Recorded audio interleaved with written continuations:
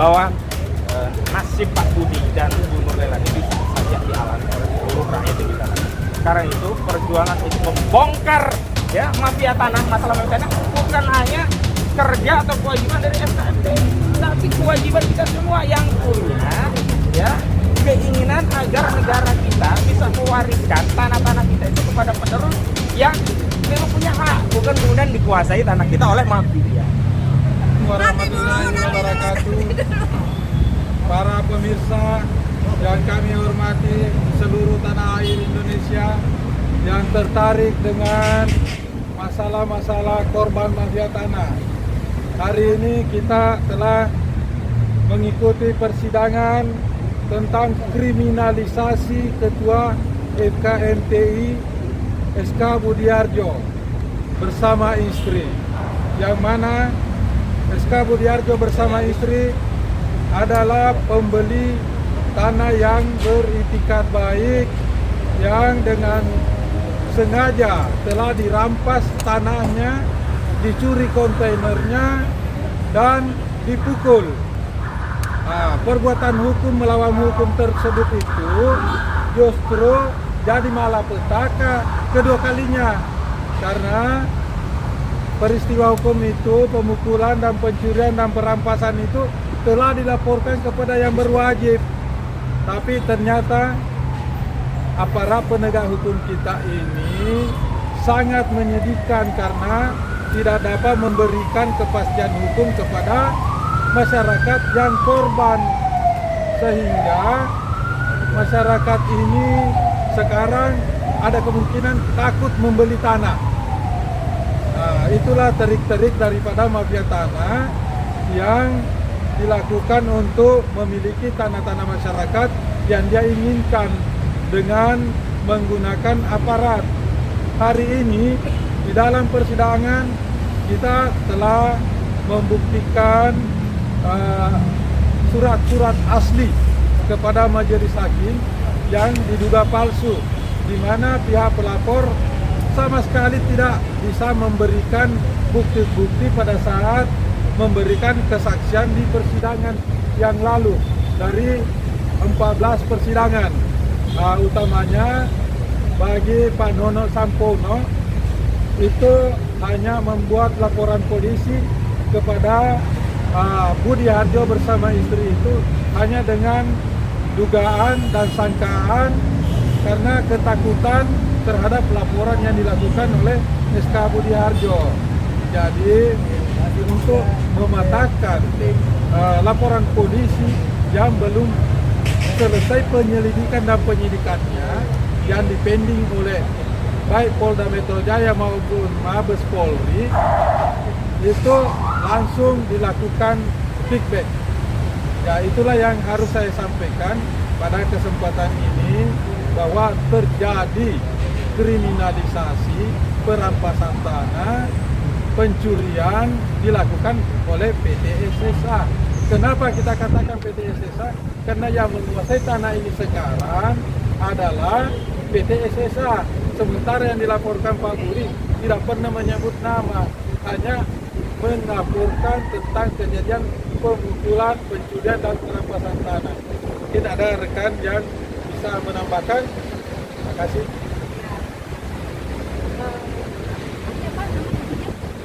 Realita TV, ya, dari Realita TV dan semua tim media, kita sudah melihat bagaimana perjuangan dari Bapak SK Budiarjo dan Bu Nurlela yang dijadikan terdakwa. Beliau adalah pembeli dengan beritikat baik, tetapi kita lihat faktanya hari ini beliau dijadikan terdakwa.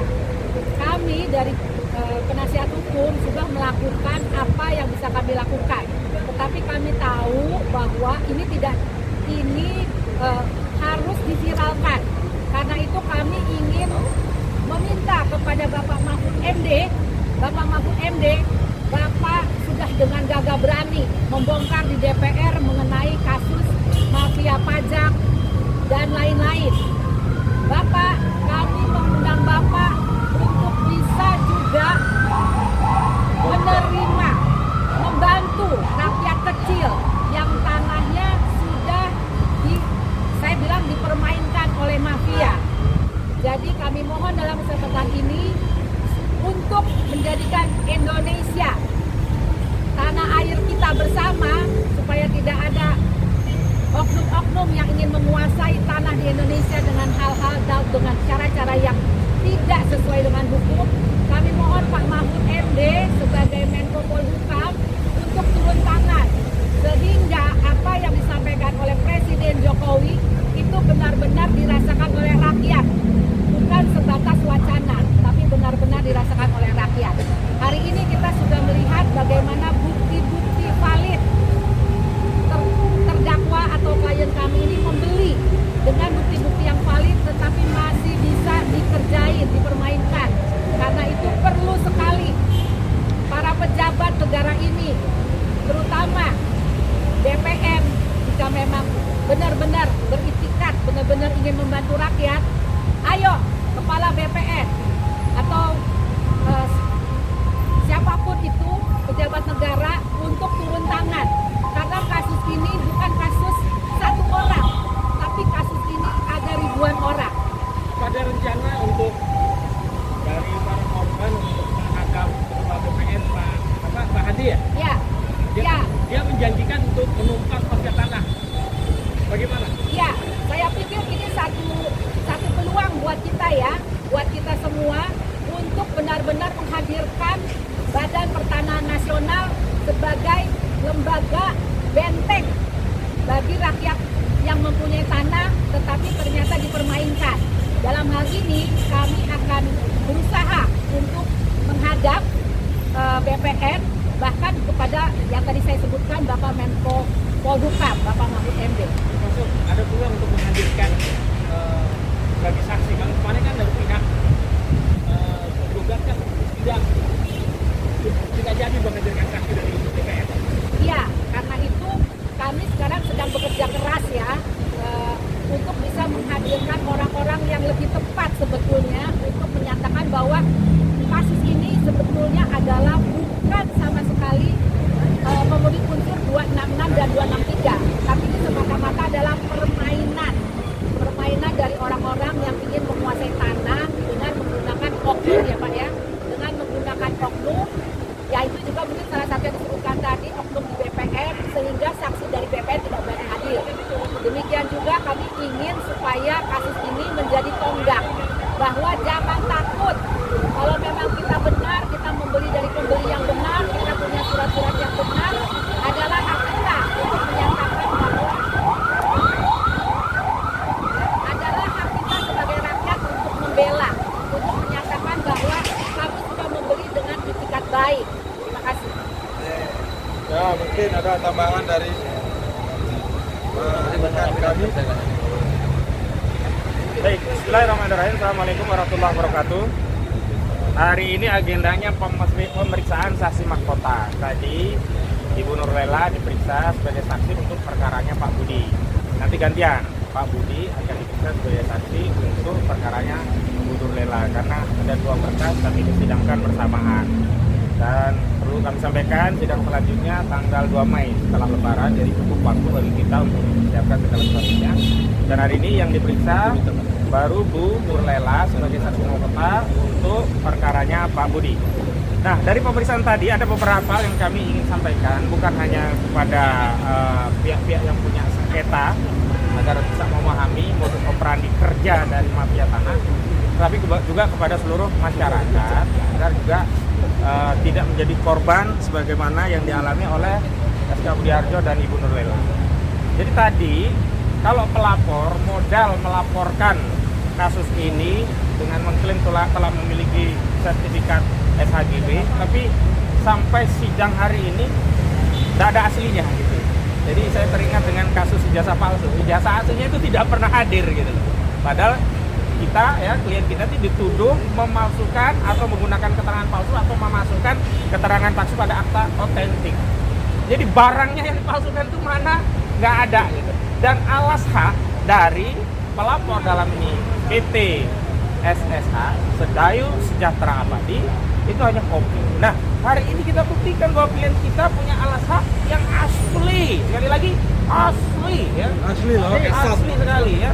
Seperti Pak Amin Rais katakan ya asli. Jadi 3 gire yang dimiliki asli, ada 4 bidang yang totalnya sekitar 10 ribuan, dan bukan hanya gire asli, juga disebutkan ya, berbagai dokumen yang mengiringi ya. Ada surat ketetapan pajaknya, ada surat keterangan tidak sengketa, ada penguasaan fisik secara sporadik ya, ada keterangan waris dari pihak yang menjual, karena ada satu sertifikat itu penjualnya bukan pemilik dirinya tapi ahli warisnya, si Rais. Kalau selebihnya Abdul Hamid Subrata, langsung Abdul Hamid Subrata sama istrinya menghadap notaris, dokumen diserahkan, pembayarannya diawali dengan DP, ditindaklanjuti dengan pembayaran pertama sampai pelunasan dan tuntas. Bukti-buktinya juga ditunjukkan, bukan kopi. Kalau jaksa kemarin berapa kali modalnya kopian doang. Ini asli semua, DP-nya asli, pembayaran pertama asli yang totalnya 2 miliar sekian, itu semua asli. Dan kemudian ada tadi pertanyaan, loh kenapa kok ibu tidak melakukan pengecekan? Secara langsung tidak, tetapi sudah menunjuk kantor notaris ya, yang melakukan pengecekan yang merupakan representasi dari calon pembeli. Kenapa? Karena calon pembeli ini sebelumnya ya, SK Budiarjo dan Bu Nurlela sudah banyak diurusi ya, transaksi jual beli properti itu oleh notaris ya, dan tidak pernah bermasalah. Siapa tadi nama notarisnya? Uyun. Haji Uyun Subrata sama Haji Uyun lah gitu ya. Dan karena punya persedan, selama ini yang diurusi Haji Uyun baik, bagus, tidak ada masalah, dan properti yang dibeli juga nilainya cukup gak ecek-ecek, di atas 2 miliar juga, karena tadi majelis hakim sempat tanya, angka 2 miliar itu kan gede. Jadi ada ukuran, yakni presiden sebelumnya ya, Pak SK Budiarjo dan Ibu Nurlela telah memberikan amanah kepada notaris Uyun untuk melakukan transaksi, dan terbukti ya pengecekan yang dilakukan oleh Haji Uyun itu tidak bermasalah, tidak ada masalah, dan transaksinya gede-gede juga. Artinya patut diambil kesimpulan bahwa apa yang dilakukan oleh Pak SK Budiarjo dan Ibu Nurlela untuk memberikan amanah kepada notaris Uyun ini adalah bagian dari itikat baik dia. Kecuali ini notarisnya baru kenal di jalanan, tolong dong periksa. Ya kita bisa patut menduga jangan-jangan Pak Budi ini ceroboh. Ini notaris langganan sejak tahun 2000. Bahkan perseroan terbatas yang didirikan sebagai badan hukum usahanya Pak Budi, yang bikin juga notaris Uyun, kurang dekat. Bahkan tadi saksi Ibu Nurlela sudah menganggap Pak Uyun itu seperti bapak sendiri, keluarga sendiri gitu loh. Dan yang kedua, tidak hanya statement clear and clearance, juga dokumen-dokumen rincian terkait clearance itu ternyata ada. Misalkan tadi surat penguasaan secara sporadik, ada surat akta warisnya, ada tanda tangan para pihak, dan ketika ya melakukan akad di notaris itu langsung orangnya datang, bukan di figur, bukan Alibaba yang datang, langsung datang adalah Abdul Hamid Subrata, langsung datang ya istrinya, dan langsung datang pihak-pihak yang lainnya tadi begitu. Jadi ini sekali lagi saya berkeyakinan, tadi saya perhatikan Pak kita tambahkan, dan dibeli dengan harga normal. Nah harganya normal tadi ya, NJOP lah, jadi bukan harganya bawah, jadi kita patut curiga kalau harganya di bawah gitu, ini pembeli ecek-ecek. Nah tapi saya membaca secara psikologi suasana kita, kebatinan hakim itu dapat memahami bahwa klien kita ini SK Budiarjo pembeli beritikat baik. Ini terbukti dari berbagai pertanyaan-pertanyaan hakim yang intinya ingin mengkonfirmasi apakah pembeli ini beritikat baik terjawab, dan jawaban tadi didukung oleh dokumen bukti-bukti, bukan aspun ya. Jadi aspun asal bunyi, kalau aspal asli tapi palsu. Bahkan yang menarik tadi ya kan, ada dokumen rujukan yang langsung dari Kementerian Keuangan. Nah ini kan lucu, gire itu kan dikeluarkan oleh Kementerian Keuangan. Kok jaksa ya mendakwa dituduh keterangan palsu, dituduh palsu dari keterangan kelurahan karena tidak terdaftar, datanya nggak ada. Dia bisa saja cerobohnya lurah, cerobohnya pegawai lurah sehingga data itu hilang. Atau nah ini yang patut kita duga, ada gerakan yang dilakukan secara terstruktur, sistematis, dan masih dilakukan oleh oknum mafia tanah yang sengaja dan tanpa hak diduga menghilangkan bukti-bukti terkait kasus ini, sehingga mereka bisa menuduh ya klien kami SK Budiarjo sebagai orang yang merampas tanah. Padahal faktanya kita yang punya, yang ngerampas itu orang baru datang 2010, ngusir. Lalu transaksi 2006 dikuasai sampai 2010, nggak ada komplain, diuruk. Kalau memang orang tadi memang punya barang di situ, nggak mungkin nunggu 4 tahun dikuasai orang lain. Nah inilah yang kemudian sekali lagi kami wanti-wanti bahwa nasib Pak Budi dan Bu Nurlela ini bisa saja dialami oleh seluruh rakyat di sana.